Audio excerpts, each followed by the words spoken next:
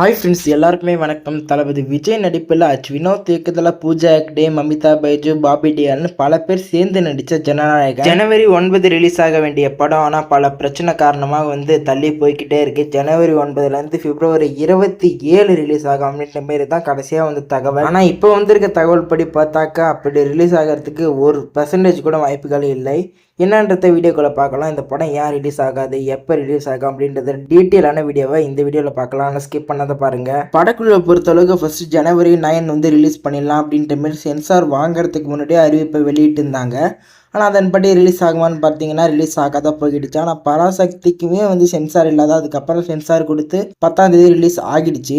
ஆனால் இந்த படம் எதுக்கு ரிலீஸ் ஆகல அப்படின்றது எதுவுமே சரியான தகவல் எதுவுமே வெளியே வரல. சென்சார் தரப்புலேருந்து சொன்னது என்ன, இந்த படத்தில் வயலேஷன் நிறையா இருக்குது, அரசியல் காட்சிகள்லாம் நிறையா இருக்குது அப்படின்ற மாதிரி சொல்லியிருந்தாங்க. அது மட்டும் இல்லாத சென்சார் உடனேலாம் தர முடியாது அப்படின்ற மாதிரி சொல்லியிருந்தாங்க. அதன்படி அதுக்கப்புறமா கோர்ட்டில் கேஸுன்னு போச்சு. ஜனவரி 27 தீர்ப்புன்னு சொன்னாங்க.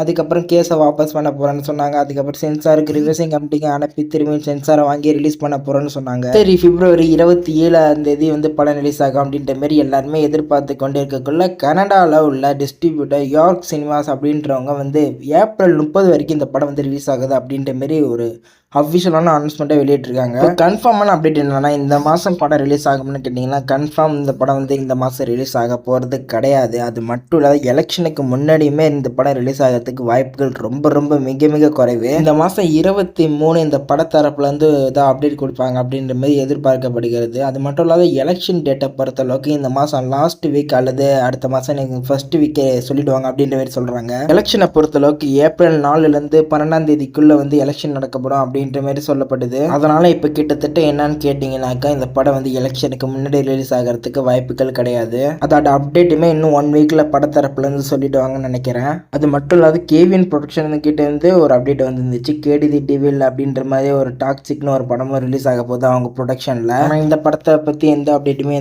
அவங்க இன்னும் சொல்லாதான் இருக்காங்க. ப்ரொடியூசருக்குமே ஒரு மிகப்பெரிய நஷ்டமும் ஆகியிருக்கு அப்படின்னு மாதிரி தகவல் வந்திருக்கு. சரி, நம்ம வெயிட் பண்ணி பார்ப்போம் இந்த படத்தை பற்றி என்ன தகவல் வரப்போகுது அப்படின்ற மாரி. வீடியோ பிடிச்சா லைக் பண்ணுங்கள், மறக்காமல் ஷேர் பண்ணுங்கள், சேனலுக்கு புதுசாக சப்ஸ்கிரைப் பண்ணிவிடுங்க.